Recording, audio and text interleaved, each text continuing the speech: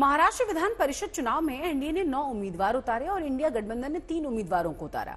अगर एनडीए को महाराष्ट्र विधान परिषद चुनाव में 9 की 9 सीटें जीतनी है तो 4 विधायकों की जरूरत है और अगर इंडिया गठबंधन को 3 की 3 सीटें जीतनी है तो उसके लिए चुनौती ये है कि उसके खेमे में सेंधमारी न हो जाए। लेकिन एनडीए में भी क्रॉस वोटिंग और विधायकों के टूटने की संभावनाएं हैं, क्योंकि आपको याद होगा शरद पवार पहले ही दावा कर चुके हैं कि एनसीपी अजीत पवार गुट के कई विधायक वापस लौटना चाहते हैं। आइए देखते हैं कि क्या महाराष्ट्र विधान परिषद के चुनाव में किसके साथ खेला होगा।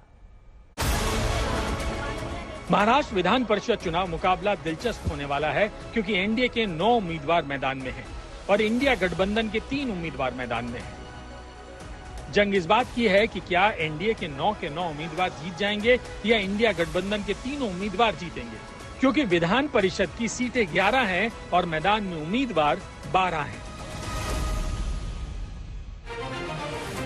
बीजेपी ने इस एमएलसी चुनाव में 5 उम्मीदवार उतारे हैं। एकनाथ शिंदे की शिवसेना ने 2 उम्मीदवार उतारे हैं। अजित पवार की एनसीपी ने भी 2 उम्मीदवार उतारे हैं। और बात इंडिया गठबंधन की करें तो कांग्रेस ने 1 उम्मीदवार को उतारा है।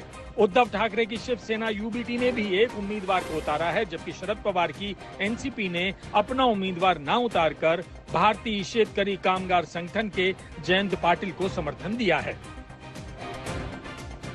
इस वक्त महाराष्ट्र विधानसभा की मौजूदा स्थिति 274 है। इस लिहाज से एक एमएलसी सीट जीतने के लिए प्रथम वरीयता के आधार पर कम से कम 23 विधायकों का समर्थन अनिवार्य है।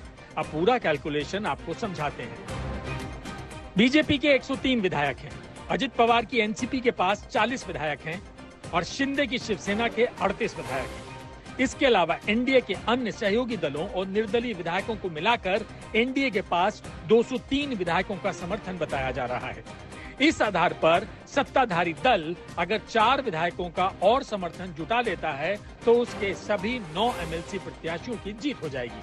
लेकिन उसके लिए अन्य छोटे छोटे दल हैं जिन्हें साथ कर रखना होगा, जबकि इंडिया गठबंधन के पास 71 विधायकों का ही समर्थन है। इसमें कांग्रेस के 37 विधायक हैं। इसके अलावा उद्धव ठाकरे की शिवसेना के 16 विधायक, शरद पवार की एनसीपी के 12 विधायक हैं, समाजवादी के 2 और सीपीएम के 2। इसके अलावा 3 अतिरिक्त विधायकों का इन्हें समर्थन है। इंडिया गठबंधन के विधायकों की संख्या के आधार पर वो तीनों सीटें जीत सकता है, लेकिन उसके लिए अन्य दलों के विधायकों को जोड़कर रखना होगा और कांग्रेस विधायकों के विश्वास को भी बनाए रखना होगा। विधायकों के आधार पर एनडीए को अपने 9 एमएलसी जिताने के लिए 4 विधायकों का समर्थन जुटाना होगा, जिसे लेकर शरद पवार और उद्धव ठाकरे ही नहीं, कांग्रेस विधायकों पर भी क्रॉस वोटिंग का खतरा बना हुआ है। कांग्रेस की 1 सीट पर जीत तय मानी जा रही है, लेकिन असल चुनौती उद्धव ठाकरे और शरद पवार के प्रत्याशी की है। उद्धव और शरद ने अपने अपने करीबी नेताओं को चुनाव में उतार रखा है। अपने विधायकों के आधार पर न उद्धव ठाकरे के करीबी की जीत नजर आ रही है और न ही शरद पवार के सिपहसालार की। इस तरह दोनों दलों की जीत का आधार कांग्रेस पर टिका है। इंडिया गठबंधन में सबसे बड़े दल के तौर पर कांग्रेस है। 37 विधायकों वाली कांग्रेस का उम्मीदवार जीतने के बाद उसके पास 14 वोट और बचेंगे। शरद पवार के पास 12 विधायकों का फिलहाल समर्थन है, जिसके चलते उन्हें अपने प्रत्याशी को जिताने के लिए 11 अतिरिक्त वोटों की जरूरत होगी, क्योंकि 23 वोट चाहिए।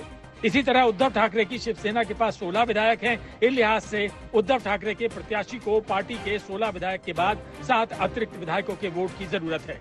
ऐसे में देखना है कि कांग्रेस के अतिरिक्त वोट शरद पवार के उम्मीदवार को मिलते हैं या उद्धव ठाकरे को मिलते हैं। जबकि एनडीए को निर्दलीय विधायकों के समर्थन के बाद भी 4 वोट की जरूरत है और इंडिया गठबंधन अगर एकजुट रहता है और कांग्रेस के अतिरिक्त वोट का बंटवारा सही तरीके से हुआ तो फिर तीनों सीटें उसके खाते में जा सकती हैं। और अगर इंडिया गठबंधन के तीनों एमएलसी उम्मीदवार जीत गए तो एनडीए के खाते में 8 सीटें ही रह जाएंगी। ऋत्विक भालेकर के साथ मुस्तफा शेख, मुंबई, आज तक।